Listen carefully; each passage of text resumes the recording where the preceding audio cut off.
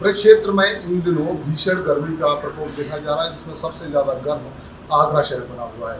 किस तरह से गर्मी से बचाव के लिए निर्देश दिए जा रहे हैं, किस तरह की व्यवस्थाएं स्वास्थ्य विभाग की ओर से की गई हैं, सारी बातचीत की। आज हमारे साथ आगरा के सीएमओ डॉक्टर अवस्थी मौजूद हैं। उनसे जानेंगे कि हीट वेव को लेकर और लू की स्थिति को लेकर किस तरह की व्यवस्थाएं की गई हैं और लोगों को किस तरह के निर्देश दिए जा रहे हैं। आज जिस तरह से हीट वेव चल रही है, किस तरह बचाव के चीज़ों को अपनाया जाए और साथ ही जो लक्षण है उस स्थिति में आने पर क्या उपाय लेने चाहिए। सर, हीट वेव की स्थिति बनी हुई है, खासतौर से आगरा के गर्म शहरों में बना हुआ है, उसको किस तरह दिशा निर्देश दिए हैं, इसे व्यवस्था की इसको करीब 1 माह पूर्व से भी हम लोग को निर्देशित किया जा चुका है और ये पूर्व में प्रयास लगाया गया था कि इस वर्ष टेम्परेचर का काफ़ी बढ़ेगा। उसको देखते हुए जो निर्देश प्राप्त हुए उसको हम लोग ने प्रचार प्रसार के माध्यम से विभिन्न जो हमारे लोग हैं, स्वयंसेवी हों, चाहे एसोसिएशन हैं, व्यापार मंडल हैं, इसके माध्यम से लोगों को जागरूक करने का पूरा प्रयास किया गया है।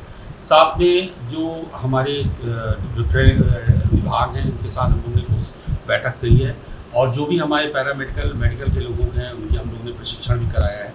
इसके अतिरिक्त हमारे जितने भी चिकित्सा प्रतिष्ठान हैं उसमें हम लोगों के द्वारा जो निर्देश प्राप्त हुए हैं वहाँ पे कोल्ड रूम की स्थापना की गई है। साथ में आइस पैक की व्यवस्था है, बैठने के स्थान पर कूलर और एसी लगाए गए हैं। इसके अतिरिक्त शुद्ध पेयजल की व्यवस्था की गई है। सभी को ये निर्देशित किया गया है, जो हमारे निजी चिकित्सालय हों चाहे वो सरकारी हो, कि छायादार जहाँ मरीज रुकते हों या बैठते हों वहाँ छायादार उन्हें किया जाए, छाया प्रदान की जाए। और साथ में जो हमारी टीमें लगी हुई हैं, चाहे वो RBSK की हो, संचारी रोग के माध्यम या दस्तक अभियान में माई आशा बहन हो, ये सभी लोगों को प्रचार प्रसार के माध्यम से लोगों को अवेयर कर रहे हैं।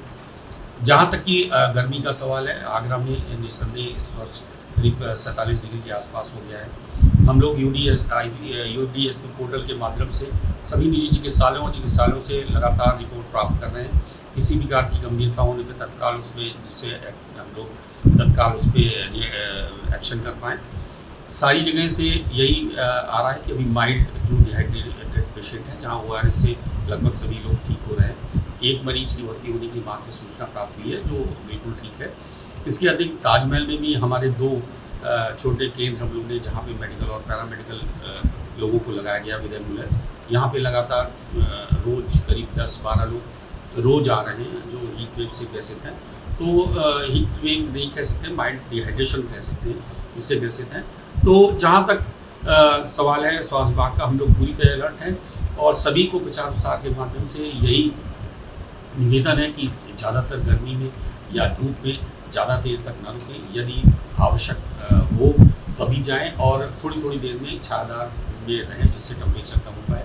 और किसी प्रकार का सिम्टम्स होने पर, जैसे कि चक्कर आना या मूर्छित होना अथवा कमजोरी होना, पसीना आना बंद होना, घबराहट होना, बेचैनी होना, इस तरह की अगर कोई भी दिक्कत है, तत्काल किसी छायादार स्थल पर जाए और सहायता मांग के किसी चिकित्सा उपचार केंद्र में, निकटतम उपचार केंद्र में पहुँचे, जिससे कि आगे किसी प्रकार की गंभीरता न हो पाए और हम लोग इस गर्मी के पीरियड समय को अच्छी तरह से कोई बिना किसी आपदा के इसका जो भी निराकरण है पूरा कर पाए।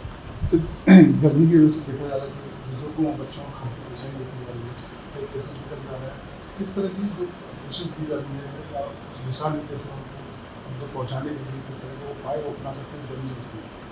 देखिए, जैसा मैंने अभी पूर्व बताया कि हमारी आशा बहनें गाँव में जाके दौड़ा रही। इसके अतिरिक्त जो बच्चे हैं हमारे और बुजुर्ग, चूँकि इनमें डिहाइड्रेशन बहुत जल्दी होता है, तो सबसे पहले इन लोगों को चाहिए कि दोपहर में बिल्कुल मत कीजिए। यदि बहुत ही आवश्यक हो तो कृपया सूती कपड़े, मोटे सूती कपड़ों के साथ, और साथ में शरीर में बदन पूरा ढका हो और ज़्यादा से ज़्यादा पेय पदार्थ का इस्तेमाल करें, जिससे कि पसीना आना अच्छी बात होती है और उससे टेम्परेचर मेंटेन होता है बॉडी का। तो ये सारी चीज़ें आवश्यक है, परंतु सबसे अच्छी बात यही है कि ज़्यादा देर तक धूप में ना रुकना। और यदि आपको लग रहा है कि आपको गर्मी तेज लग रही है तो आप तत्काल किसी छायादार या ठंडे स्थल पर चले जाएं, जिससे कि बॉडी अपने टेम्परेचर को कंट्रोल कर पाए और किसी भी प्रकार की गंभीरता से रोक पाए। लेकिन बच्चे और बुजुर्गों और रोगियों के लिए विशेष रूप से सलाह दी जाती है कि वो दोपहर में ना निकले जब तक इतना टेम्परेचर 45 डिग्री से ऊपर है।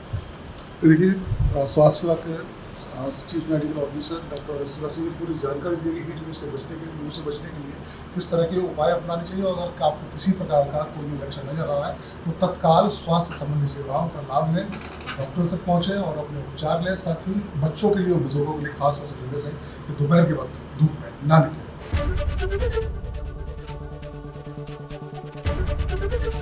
एबीपी गंगा, खबर आपकी, जुबान आपकी।